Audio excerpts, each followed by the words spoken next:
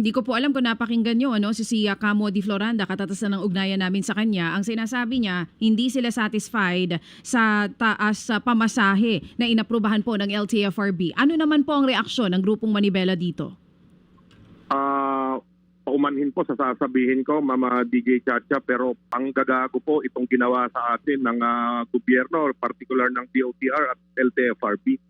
Saan po sa estado natin ngayon na mahigit 100 na po ang presyo ng krudo? Yung piso po na idinagdag nila, doon na lamang po sa 16 na pasahero namin, kung yun ay makakapagpuno pa kami doon sa jeep, kailangan po ng 7 hanggang 8 trips o 4 na round trips para po maipon namin yung pangbili ng 1 litrong krudo o pandagdag na 100 piso para sa iuuwi po ng ating mga kasamahang super.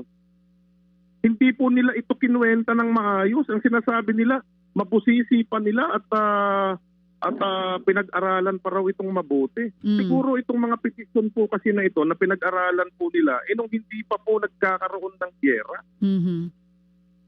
So dapat po na-consider po yung itinaas po ng petrolyo sa ngayon dahil hindi na po talaga kakayanin. So nakikiusap po tayo kaya Chairman Vigor Mendoza na sana naman ay totoong pag-aaral po yung gawin po nila. Hindi po yung napag-usapan lang na baka magkaroon ng domino effect, tumaas ang inflation.